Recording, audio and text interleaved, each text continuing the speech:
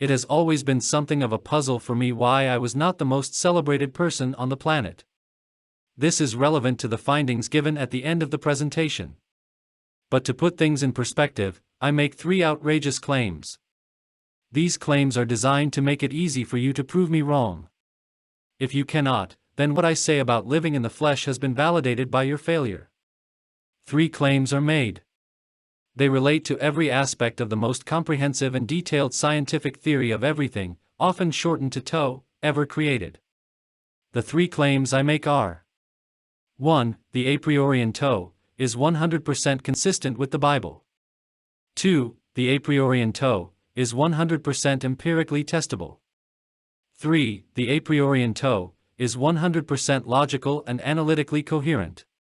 This means a challenger has only to prove there is a biblical teaching not contained in a priorianism, or that my interpretation is biblically unsound, or that there is some aspect of a priorianism that is not quantifiable or verifiable by means of the scientific method, or there is some element of a priorianism which cannot be deduced from a single axiom. In this case, the proposition we start with is that God exists. However, the entire theory can be deduced from any part of it. Therefore, the theory itself constitutes a comprehensive and analytically sound, scientific proof of God. This ought to make the invalidation of my ideas simple enough for anyone. However, there are a few persons who think if they claim they have disproven my claims or that my ideas do not cohere to the teachings of the Bible, I must prove them wrong. I believe your unsubstantiated claims, of course, but in the interests of science the disputant must state the specific point they contest. They may use their own words or a quote with their arguments as to why I fail to reach one or all of my 3 guarantees. I apologize for this inconvenience, but I am sure you understand this is out of my hands. Other people are not as trusting as I am. A priorianism is a theory that solves all known social problems, that is, issues relating to the humanities such as unemployment, poverty, inflation, pollution, waste, taxation, homelessness, and the cost of the state generally. Explains scientific discoveries biblically and gives empiricists a biblically consistent way to interpret scientific findings.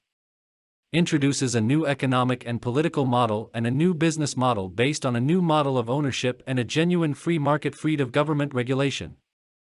Establishes Christianity and conservatism on a new foundation based on faith.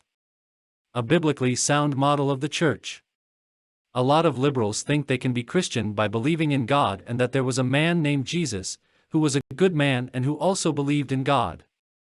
There are other versions of Christianity which are less liberal, but the point that is being made here is that the definition of a Christian is subjective, at least according to liberals.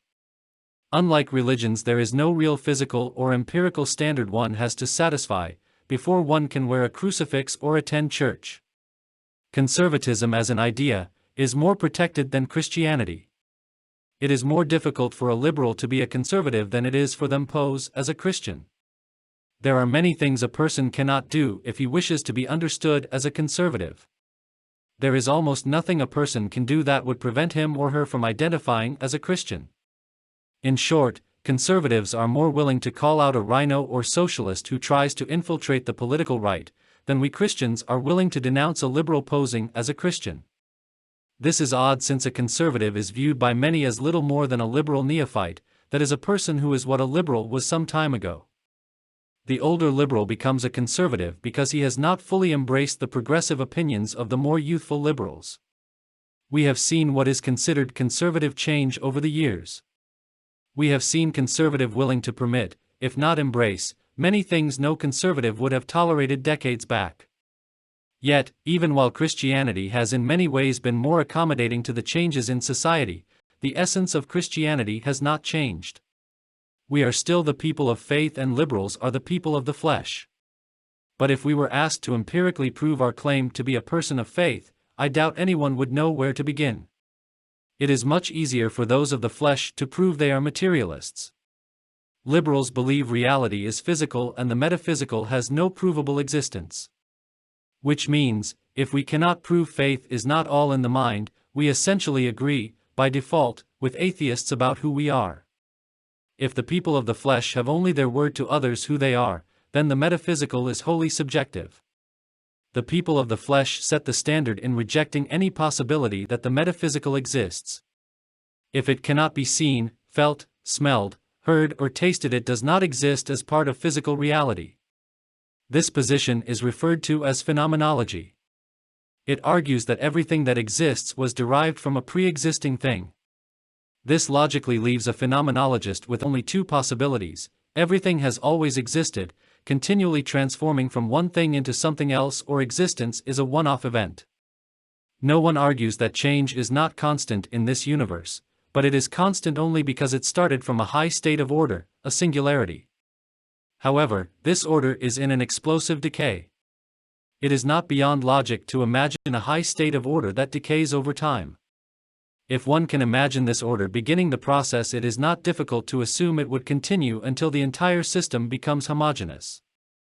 Regardless of how long this process would take, it still occurs a finite amount of time. It has a beginning and an end. The constant state universe and its variations need some way for the universe to recharge itself or renew itself or have an infinite number of downstream states. These ideas verge on metaphysics because there is no physical explanation for them. If time and space came into existence at the instant of the Big Bang, then something greater than space and time had to have existed prior to space and time that is independent of space and time. But the whole point of phenomenology is that all of reality is contained in the space/time paradigm. If materialism cannot explain itself by its own casualist elements, it resorts to metaphysical thinking. The error so many make is trying to find faith in the world of the flesh. If these are two distinct realities, there is no possibility faith will be discovered as a type of matter or as a feature of the flesh. The entire worldview of the phenomenologist has to be discarded to understand the world of the spirit. Naturally, we have to begin with God and a creative act by God to get to faith. But we cannot confuse the two realities, and these two peoples, if we're to understand either or both. The material reality was not made by God. What God made was good and perfect. He spoke the world into existence as a perfect conception. This is not physical reality, as crazy as this might sound. The physical world is a corrupt illusion of what actually exists. The world is not an idea of man, it is an idea of God transmitted to man, conceptually. God communicated the truth to man. This transmission is the truth in our hearts. We recognize truth because it corresponds to the inherent truth we are heir to. The truth is not physical. How can reality be physical if truth is not physical? Physical matter cannot generate truth. God is a God of truth, not a God of material things. Reality is a concept communicated to humans using encoded symbols that can be decoded by human beings. We only know concepts because they are apperceived directly. The mind is us, but us as a third person and a kind of observer. When we talk about our mind, we talk about us in the third person. The brain is our way of categorizing and systemizing our perceptions in a way that translates into what we call physical reality, created as we communicate with and interact with others. To live in the flesh is the live immersed in the phenomenology of the brain. Those who live in the flesh literally cannot escape the limits of the brain. The more in the flesh we are, the more animalistic we become. At some point we lose our humanity. A genius is less entrapped by the brain's limited computational capacities than a fool who has become a meat computer. The mind can be freed of the body illusion and is freed in death. But since the people of the flesh are immersed in what they see as physical reality, the way of the spirit might be restated as the way of the perfected mind. The flesh may think that other people pose a threat to them, and to allay this threat they create governments and agree to a social contract. This is not the path taken by people of faith. In faith, people do not pose a risk. But we have to have faith, for without faith we live in fear, and if we are fearful we need an agency that will, for our pledge of allegiance, protect us from the threats of those who live in the flesh. The flesh represents risk. Easy to say, live in the spirit, hard to do when those around us live in the flesh. To understand how to live in faith, we have to understand the nature of risk and how to mitigate it without giving in to fear. Flesh is rooted in evil. All sin and evil consists of illegitimate claims on what you have no right to. This was established in Eden. It is the pivotal point of all evil that followed after the incident in Eden. We have no right to anything physical because everything physical was created by God. What humans are permitted to own is what they create, which is the value added to the things of God. If we challenge God to his throne and his absoluteness, we have become a force of nature, and a thing for humans to fear. We represent a risk to them.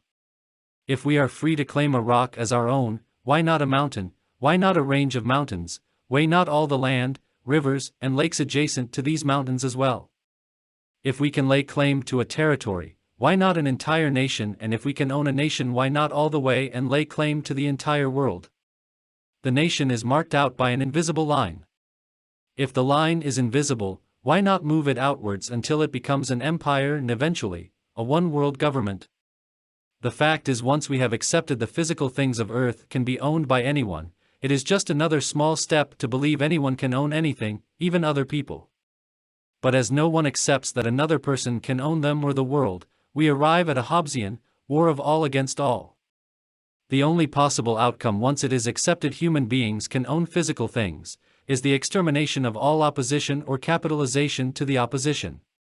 But no matter how many victories one has, there are always new competitors waiting in the wings.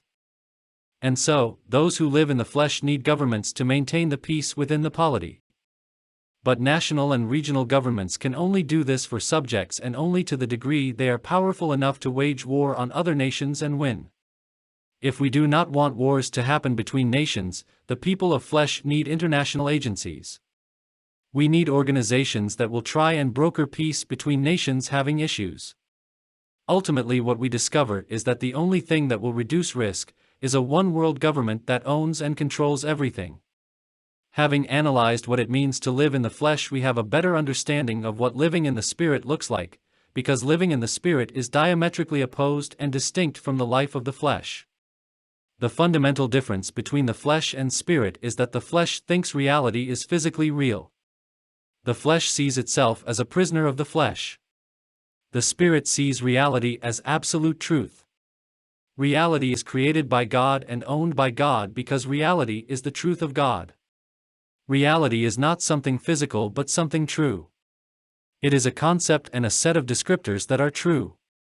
If we do not understand what reality is as a concept, then we are not in the truth. In reality, God speaks the truth, and what God speaks as truth we see as reality, because the truth of God is absolutely real. Space and time are concepts that make up the conceptualization that is reality. To understand reality, we have to understand it as a concept. It might help to think of God as an author and we as the characters and reality as the plot. Our mission is the characters revealing the plot. So we cannot own reality, we cannot own any part of it. We do not own truth. Reality is in essence an idea that God formed and transmitted to us. The ideas of God are absolute and true. Reality is God's truth, and this is why God's truth is seen as real by us. Truth, in its absolute form, is what we perceive as reality. God's truth is so true mankind sees it as physical reality. But these truths are in the mind, and the mind is aware of the absolute truths of God. The first step of faith is to trust God, and the second is to trust His truth. We have to trust His truth. We are constrained by logic. Humans cannot logically reject the truths of God. God is not constrained in logic or by any other thing. What He is true because He is truth. God created a logical reality so that we could understand it. Logic is the correspondence between what God created and our understanding. Logic is the taking of the truth of God and transforming it into what the human mind can manipulate. Our logic is made in the image of God as it mimics what God is on our level. The logic of an idea and the logical cohesiveness of reality means reality was created in the way we were made to understand it. Risk is created when we diverge from the truth of God. The original sin is claiming what belongs to God. This false claim of what was not created is sin. God owns truth and the truth of reality, because He created it. We are free to use earth and to bring it to perfection, but that does not make it ours, meaning we do not get to decide what adds value and what does not. This is why we are considered stewards, rather than owners. God decides what has value and what does not. This is why it is crucial for Christians to divest themselves of what belongs to God. Total obedience is the only way to reconcile ourselves to God and become perfectible. Even in our divestment of assets, the Christian must follow God. We must follow one master. What many do not realize that to have faith in God we need faith in the people of God. There is no faith in God without the manifestation of that faith in the formation of the church. Faith does not exist just in the positive sense. We cannot let the good we do benefit the realm of fallen men. Divestment must be done carefully and objectively. The devil cannot prosper from our efforts to follow God. To do good and not do evil is a positive and negative injunction that imposes strict conditions on what we can do. But the issue only arises when we are not in the church. It is the community of the faithful that permits us to do works of faith that bear fruit. Fruit being the racial identity of the people of faith. If we are living in faith, we are forming a new race of man. We undergo a rebirth and create a new city of new persons living in the Spirit. This is living as the new creation under God. The church is not a building or people per se, it is a racial identity, it denotes racial purity. We put the care of assets into the hands of the church, the new race of man, as the representative of Christ on earth. This is why it is so important to get out of this idea of one humanity and a common good. There are two races and two peoples and two different ways of thinking about reality. The flesh do not share anything with us, literally and figuratively. The entire purpose of the church and the new race under God is to keep us separate. To live in the flesh is to live in a meat machine. It is to know only what can be channeled through the five senses. It's very hard to become a genius or spiritual in the flesh because one becomes trapped in the flesh. The being becomes so deeply buried in the physical boundaries of the body, all one knows or can know is what is filtered through the senses of the body.